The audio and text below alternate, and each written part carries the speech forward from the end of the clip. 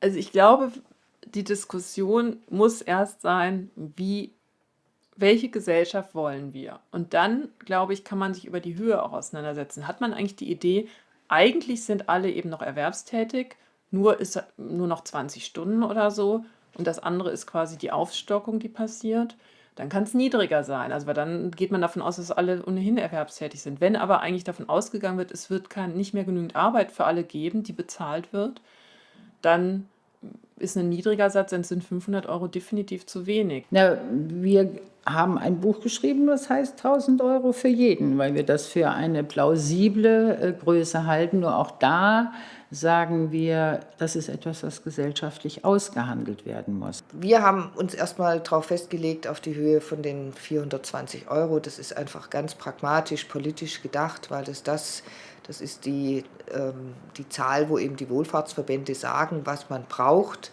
um armutsfest leben zu können als alleinstehende Person. Da kommt dann eben, wie gesagt, Miete noch oben drauf. Und das ist einfach mal so ein politischer Wert. Das kann man an der Armutsgrenze orientieren. Die Armutsgrenze liegt bei 50 oder 60% des Medianeinkommens. Armut schließt aus.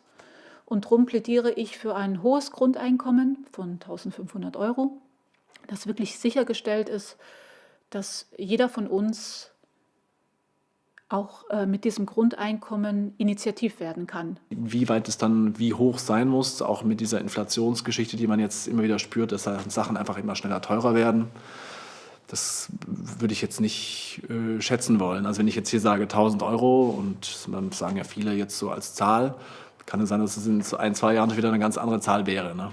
Aber das hat, also ich meine, keine Ahnung, das Geld ist doch, also das ist ja kein gleichbleibender Wert. Also es ist halt, das eine ist 3-mal so viel wie das andere, aber keine Ahnung, es ist halt 500 oder 1.500. Zurzeit bedeutet das, von 500 kann man voll locker sich was zu essen kaufen, aber wenn man sich eine Wohnung in Frankfurt leisten will, reicht das nicht mehr. Und für uns wäre es voll viel, aber... Ich möchte die Frage nicht mit einer Zahl beantworten, sondern aufrufen dazu, dass wir die ganz individuell immer und sich auch immer wieder neu stellen. Und dass das auch im Verlauf der Zeit demokratisch immer wieder gefragt wird, was ist das eigentlich, was ein Mensch braucht, damit er menschenwürdig leben kann? Also es soll so hoch sein, dass man davon leben kann. Und es ist klar, dass das jetzt nicht eine Höhe ist, die irgendeinen großartigen Lebensstandard herstellt, sondern die sagt, so kann ein Mensch ohne Not, das heißt dann aber auch bescheiden, leben. Das heißt, die Höhe wäre in Deutschland meiner Ansicht nach 1.500 €. Das aber ist eine Zahl und das ist wieder verfänglich für alle, die nicht selbst denken können, die dann meinen, jetzt habe ich eine Zahl, jetzt rechne ich das durch oder so. Nein, das ist einfach die Frage auch, was wir uns dann gegenseitig zutrauen. Und was wir uns leisten können und all diese Dinge. Das Grundeinkommen bewirkt, dass du nicht mehr in deiner Ecke hocken bleiben kannst, dass das Leben nicht mehr als Nische verstanden wird und dass auch das Miteinander verändern nicht mehr verstanden wird als was die Fachleute machen. Das ist ein ganz beweglicher Prozess. Es können auch 800 € sein oder 600 oder 1000 oder 1200.